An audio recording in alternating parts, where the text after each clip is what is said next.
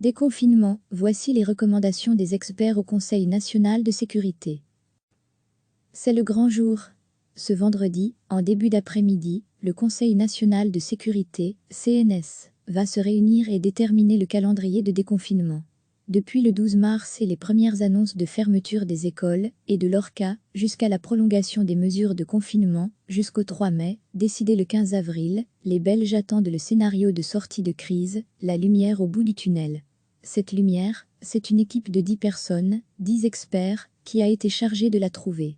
5 scientifiques, dont les désormais célèbres Emmanuel André et Marius Gilbert, 3 profils économiques, dont le gouverneur de la Banque nationale, Pierre Rouanche et Johnny Tige, un profil social, et une juriste à l'expérience européenne.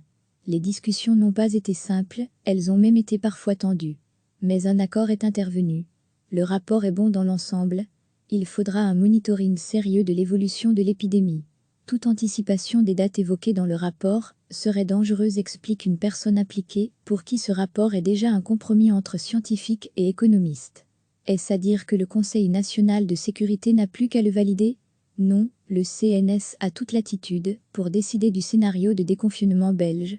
Mais il est fort à parier qu'une bonne partie des recommandations que vous allez lire seront annoncées officiellement en fin de journée ce vendredi. Ce sont les premières phrases des experts. Les recommandations de ce rapport vont dépendre, de façon critique, de l'évolution de l'épidémie et d'un certain nombre de conditions strictes qui doivent encore être mises en place. Quelles sont ces conditions? En voici les principales. Si ces conditions sont réunies, on peut envisager de passer à la première phase de déconfinement. Nous l'évoquions mercredi, le rapport final du jeu le confirme, le début du déconfinement se fera avec prudence. Si les conditions le permettent, la phase 1 du déconfinement sera enclenchée le 4 mai. Certains commerces seraient autorisés à rouvrir, les quincailleries, les magasins qui vendent du matériel de construction, de la peinture, des tapis ou de quoi produire des masques, les garages et les concessionnaires auto, les magasins qui offrent des alternatives de déplacement comme les vélos. Il y a des conditions à respecter, de la distanciation sociale et aussi, pour certains commerces, une prise de rendez-vous. À noter que les agents immobiliers seraient également autorisés à reprendre leur activité, toujours sur rendez-vous. L'agriculture et la pêche pourraient également se relancer. Ces réouvertures devraient permettre à 500 000 personnes de retrouver le chemin du travail. 200 000 de plus pourront télétravailler. Ce télétravail resterait obligatoire là où c'est possible. Le rapport indique qu'en ce qui concerne les transports en commun, le port du masque devrait être rendu obligatoire, tant aux arrêts qu'en déplacement, dans les bus /tram /métro /train. De quoi permettre l'occupation de tous les sièges et diminuer la distanciation sociale à 1 mètre pour les voyageurs debout. Une première évaluation aura lieu assez rapidement, soit le 8 mai, soit le 11.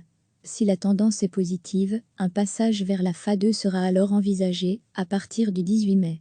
Dès que les protocoles seront validés par les autorités et avec le respect intégral de ceux-ci, tous les commerces pourraient rouvrir. Tous, sauf ceux explicitement mentionnés dans le rapport, les restaurants, les cafés, les boîtes de nuit /dancing, les salles de banquet, les salles de congrès, les théâtres, les cinémas, les parcs d'attractions, etc. Bonne nouvelle pour celles et ceux qui voudraient se refaire une tignasse acceptable après 6 semaines de confinement, les coiffeurs pourraient rouvrir à partir du 18 mai. Même chose pour tous les métiers qualifiés de contact individuel. Des masques ou une protection équivalente seront nécessaires. L'autre gros morceau du 18 mai, ce devrait être la réouverture des écoles. Tant en primaire qu'en secondaire, le focus est mis sur les 6e années, sur les élèves avec des difficultés et sur les sections professionnelles. Pour ce retour en classe, le rapport pointe explicitement l'importance de porter un masque à partir de 12 ans, et ce, toute la journée. Soit en tissu, soit jetable.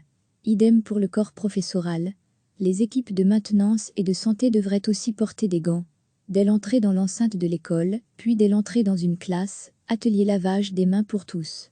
Passage au WC, utilisation de distributeurs automatiques ou éternuement équivaut à un passage immédiat à l'atelier lavage des mains. L'organisation des classes sera également chamboulée. Les classes seraient limitées à 10 élèves, chacun avec un espace personnel de 4 M2, l'enseignant aurait 8 M2. Les experts recommandent une disposition avec des bancs et de bancs collés au mur des classes. Les places seraient fixes, les cours pratiques, chimie, physique et biologie resteraient suspendus. Le cours de gym peut reprendre, mais en veillant à la distanciation sociale, celle-ci devra être plus grande si l'effort physique, et donc la respiration, est important. Les entrées et sorties des écoles devraient être réorganisées, avec éventuellement des horaires échelonnés, tout comme l'organisation des réfectoires. Les repas chauds resteraient suspendus. Le rapport préconise des repas froids, pris en classe. Entre autres recommandations, les experts préconisent le nettoyage des classes lorsqu'un groupe d'enfants les quitte et avant l'arrivée du groupe suivant. Pour les amoureux de la culture, les musées pourraient rouvrir pour des visites individuelles ou en famille, avec un maximum de personnes autorisées par heure et un seul et unique parcours de visite. Les experts ouvrent la porte à d'éventuelles excursions d'un jour vers la côte ou dans d'autres lieux touristiques. Les autorités locales auront le dernier mot. Néanmoins, les fêtes et autres activités réunissant plus de 50 personnes devraient rester interdites. À ce propos, les experts semblent assez pessimistes. Les fêtes, même de mariage, ne pourront s'organiser avant longtemps et on peut déjà oublier cet été. Répétons-le, cette FA2, telle que présentée, est une hypothèse qui ne sera réalité que si, et uniquement si, les données hospitalières sont encourageantes, que l'épidémie est sous contrôle, qu'il y ait suffisamment de tests, etc. La date même du 18 mai est sujette à caution, c'est la date proposée par les experts. Mais ils l'écrivent noir sur blanc, cette date peut parfaitement être retardée. Ici aussi, le jeu est très prudent. À partir du 8 juin, et après examen en étroite collaboration avec les secteurs, le reste des commerces toujours fermés pourrait reprendre. L'ORCA, les cinémas, les parcs d'attractions, les salles de concert, les théâtres, etc. Cette date du 8 juin est très conditionnelle. Les experts n'excluent pas des étapes intermédiaires en tenant compte de l'évolution de l'épidémie. Les événements de masse restent interdits jusqu'à la fin du mois d'août. Les experts pensent qu'à un certain moment, les frontières pourraient rouvrir, à l'intérieur de la zone Schengen. Pour le jeu, voyager dans des zones où l'épidémie n'est pas sous contrôle sera problématique. À noter que les experts s'attendent à ce qu'une décision soit prise concernant les camps pour jeunes d'ici à la fin du mois de mai. En très peu de temps, sous de multiples pressions politiques, économiques, sociales, le groupe d'experts en charge de l'exit-stratégie a réussi à s'entendre sur un scénario de déconfinement. Ce scénario est un équilibre entre santé publique, nécessité de relancer le moteur économique du pays, importance de l'enseignement, avec un postulat de départ immuable, maîtriser l'évolution de l'épidémie et prévoir un retour en arrière s'il le faut. C'est désormais aux politiques de décider. Le postulat de départ sera conservé, sans aucun doute, la volonté d'analyser de façon très précise l'évolution sanitaire, quitte à retarder le passage aux phases suivantes du déconfinement aussi. Le CNS suivra-t-il, sans sourciller le rapport d'experts? Les politiques voudront-ils accélérer ou ralentir certaines propositions du jeu? Réponse ce vendredi, en début de soirée. La première ministre Sophie Wilmel a répété à plusieurs reprises, il y aura un avant et un après Covid-19. L'après-Covid-19 débute ce vendredi. Recevez chaque matin l'essentiel de l'actualité. C'est le grand jour. Ce vendredi, en début d'après-midi, le Conseil national de sécurité, CNS, va se réunir et déterminer le calendrier de déconfinement. Depuis le 12 mars et les premières annonces de fermeture des écoles et de l'ORCA, jusqu'à la prolongation des mesures de confinement, jusqu'au 3 mai, décidé le 15 avril, les Belges attendent le scénario de sortie de crise, la lumière au bout du tunnel. Cette lumière, c'est une équipe de 10 personnes, 10 experts, qui a été chargée de la trouver. 5 scientifiques, dont les désormais célèbres Emmanuel André et Marius Gilbert, 3 profils économiques, dont le gouverneur de la Banque nationale, Pierre Rouanche et Johnny Tige, un profil social, et une juriste à l'expérience européenne. Les discussions n'ont pas été simples, elles ont même été parfois tendues. Mais un accord est intervenu. Le rapport est bon dans l'ensemble. Il faudra un monitoring sérieux de l'évolution de l'épidémie. Toute anticipation des dates évoquées dans le rapport serait dangereuse, explique une personne impliquée, pour qui ce rapport est déjà un compromis entre scientifiques et économistes. Est-ce à dire que le Conseil national de sécurité n'a plus qu'à le valider? Non, le CNS a toute latitude pour décider du scénario de déconfinement belge. Mais il est fort à parier qu'une bonne partie des recommandations que vous allez lire seront annoncées officiellement en fin de journée ce vendredi. Ce sont les premières phrases des experts. Les recommandations de ce rapport vont dépendre, de façon critique, de l'évolution de l'épidémie et d'un certain nombre de conditions strictes qui doivent encore être mises en place. Quelles sont ces conditions? En voici les principales. Si ces conditions sont réunies, on peut envisager de passer à la première phase de déconfinement. Nous l'évoquions mercredi, Le rapport final du jeu le confirme, le début du déconfinement se fera avec prudence. Si les conditions le permettent, la phase 1 du déconfinement sera enclenchée le 4 mai. Certains commerces seraient autorisés à rouvrir, les quincailleries, les magasins qui vendent du matériel de construction, de la peinture, des tapis ou de quoi produire des masques, les garages et les concessionnaires auto, les magasins qui offrent des alternatives de déplacement comme les vélos. Il y a des conditions à respecter, de la distanciation sociale et aussi, pour certains commerces, une prise de rendez-vous. À noter que les agents immobiliers seraient également autorisés à reprendre leur activité, toujours sur rendez-vous. L'agriculture et la pêche pourraient également se relancer. Ces réouvertures devraient permettre à 500 000 personnes de retrouver le chemin du travail. 200 000 de plus pourront télétravailler. Ce télétravail resterait obligatoire là où c'est possible. Le rapport indique qu'en ce qui concerne les transports en commun, le port du masque devrait être rendu obligatoire, tant aux arrêts qu'en déplacement, dans les bus /tram /métro /train. De quoi permettre l'occupation de tous les sièges et diminuer la distanciation sociale à 1 mètre pour les voyageurs debout. Une première évaluation aura lieu assez rapidement, soit le 8 mai, soit le 11. Si la tendance est positive, un passage vers la phase 2 sera alors envisagé, à partir du 18 mai. Dès que les protocoles seront validés par les autorités et avec le respect intégral de ceux-ci, tous les commerces pourraient rouvrir. Tous, sauf ceux explicitement mentionnés dans le rapport, les restaurants, les cafés, les boîtes de nuit /dancing, les salles de banquet, les salles de congrès, les théâtres, les cinémas, les parcs d'attractions, etc. Bonne nouvelle pour celles et ceux qui voudraient se refaire une tignasse acceptable après 6 semaines de confinement, les coiffeurs pourraient rouvrir à partir du 18 mai.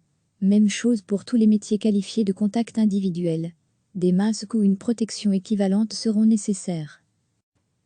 L'autre gros morceau du 18 mai, ce devrait être la réouverture des écoles. Tant en primaire qu'en secondaire, le focus est mis sur les 6e années, sur les élèves avec des difficultés et sur les sections professionnelles. Pour ce retour en classe, le rapport pointe explicitement l'importance de porter un masque à partir de 12 ans, et ce, toute la journée. Soit en tissu, soit jetable. Idem pour le corps professoral. Les équipes de maintenance et de santé devraient aussi porter des gants. Dès l'entrée dans l'enceinte de l'école, puis dès l'entrée dans une classe, atelier lavage des mains pour tous. Passage au WC, utilisation de distributeurs automatiques ou éternuement équivaut à un passage immédiat à l'atelier lavage des mains. L'organisation des classes sera également chamboulée. Les classes seraient limitées à 10 élèves, chacun avec un espace personnel de 4 M2, l'enseignant aurait 8 M2. Les experts recommandent une disposition, avec des bancs et de bancs collés au mur des classes. Les places seraient fixes, les cours pratiques, chimie, physique et biologie, resteraient suspendus. Le cours de gym peut reprendre, mais en veillant à la distanciation sociale, celle-ci devra être plus grande, si l'effort physique, et donc la respiration, est important. Les entrées et sorties des écoles devraient être réorganisées, avec éventuellement des horaires échelonnés, tout comme l'organisation des réfectoires. Les repas chauds resteraient suspendus. Le rapport préconise des repas froids, pris en classe.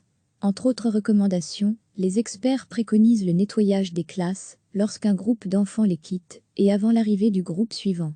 Pour les amoureux de la culture, les musées pourraient rouvrir pour des visites individuelles ou en famille, avec un maximum de personnes autorisées par heure et un seul et unique parcours de visite. Les experts ouvrent la porte à d'éventuelles excursions d'un jour vers la côte ou dans d'autres lieux touristiques. Les autorités locales auront le dernier mot. Néanmoins, les fêtes et autres activités réunissant plus de 50 personnes devraient rester interdites. À ce propos, les experts semblent assez pessimistes. Les fêtes, même de mariage, ne pourront s'organiser avant longtemps et on peut déjà oublier cet été. Répétons-le, cette phase 2, telle que présentée, est une hypothèse qui ne sera réalité que si, et uniquement si, les données hospitalières sont encourageantes, que l'épidémie est sous contrôle, qu'il y ait suffisamment de tests, etc. La date même du 18 mai est sujette à caution, c'est la date proposée par les experts. Mais ils l'écrivent noir sur blanc, cette date peut parfaitement être retardée. Ici aussi, le jeu est très prudent. À partir du 8 juin, et après examen en étroite collaboration avec les secteurs, le reste des commerces toujours fermés pourrait reprendre. L'ORCA, les cinémas, les parcs d'attractions, les salles de concert, les théâtres, etc. Cette date du 8 juin est très conditionnelle. Les experts n'excluent pas des étapes intermédiaires en tenant compte de l'évolution de l'épidémie. Les événements de masse restent interdits jusqu'à la fin du mois d'août. Les experts pensent qu'à un certain moment, les frontières pourraient rouvrir à l'intérieur de la zone Schengen. Pour le jeu, voyager dans des zones où l'épidémie n'est pas sous contrôle sera problématique. À noter que les experts s'attendent à ce qu'une décision soit prise concernant les camps pour jeunes d'ici à la fin du mois de mai. En très peu de temps, sous de multiples pressions politiques, économiques, sociales, le groupe d'experts en charge de l'exit stratégie a réussi à s'entendre sur un scénario de déconfinement. Ce scénario est un équilibre entre santé publique, nécessité de relancer le moteur économique du pays, importance de l'enseignement, avec un postulat de départ immuable, maîtriser l'évolution de l'épidémie et prévoir un retour en arrière s'il le faut. C'est désormais aux politiques de décider. Le postulat de départ sera conservé, sans aucun doute, la volonté d'analyser de façon très précise l'évolution sanitaire, quitte à retarder le passage aux phases suivantes du déconfinement aussi. Le CNS suivra-t-il, sans sourciller le rapport d'experts? Les politiques voudront-ils accélérer ou ralentir certaines propositions du jeu? Réponse ce vendredi, en début de soirée. La première ministre Sophie Wilmel a répété à plusieurs reprises, il y aura un avant et un après Covid-19. L'après Covid-19 débute ce vendredi. Cliquez sur s'abonner pour recevoir les dernières nouvelles.